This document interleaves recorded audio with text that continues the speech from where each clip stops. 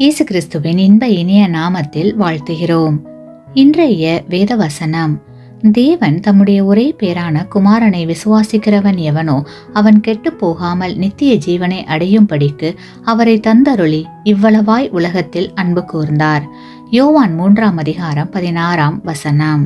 Today's Bible verse: For God so loved the world that he gave his only begotten Son, that whoever believes in him should not perish but have everlasting life.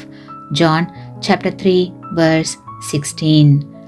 இரண்டாம் உலகப் போரின் போது தங்கள் மகன் இராணுவத்தில் பணிபுரிந்தால் தங்கள் வீட்டின் ஜன்னலின் முன் ஒரு நட்சத்திரத்தை தொங்க விடுவது அமெரிக்கர்களின் வழக்கமாயிருந்தது. அந்த மகன் யுத்தத்தில் மரித்திருப்பான் என்றால், தேசத்திற்காய் என் மகன் மரித்தான் என்று சொல்லி ஒரு தங்க நட்சத்திரத்தை தொங்க விடுவார்கள்.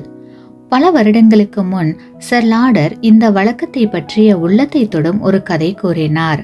ஒரு நாள் இரவு ஒரு அப்பா தன்னுடைய மகனுடன் நியூயார்க் நகர வீதி வழியாக நடந்து வந்தபோது அந்த சிறுவன், அப்பா, ஏன் ஒரு சில வீடுகளில் ஒரு நட்சத்திரத்தை ஜன்னலில் தொங்க விட்டிருக்கிறார்கள் என்று கேட்டான்.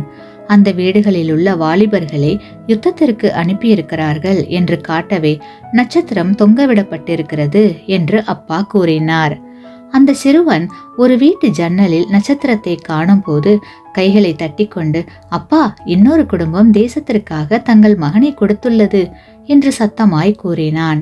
அவர்கள் இருவரும் வீடுகளை கடந்து ஒரு திறந்த வெளிக்கு வந்தபோது வானத்தில் ஒரு நட்சத்திரம் பிரகாசமாக மின்னுவதை கண்ட அந்த சிறுவன், அப்பா, வானத்தின் ஜன்னலில் ஒரு நட்சத்திரம் மின்னுவதை பாருங்கள், தேவன் தன்னுடைய மகனையும் கொடுத்திருக்க வேண்டும் என்றான். கிறிஸ்துவுக்குள் பிரியமான சகோதர சகோதரிகளே, அநேகர் தேசத்திற்காய் தங்கள் உயிரை கொடுத்திருக்கிறார்கள். இயேசுவோ உலகத்துக்காய் தன் ஜீவனை கொடுத்தார். ஆமென கண்பானவர்களே, தேவனுடைய ஜன்னலில் ஒரு நட்சத்திரம் இருக்கிறது. தேவன் உங்களுக்கு என்ன செய்திருக்கிறார் என்பதை உணர்கிறீர்களா?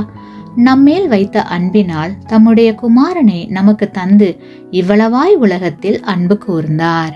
ஆமேன்.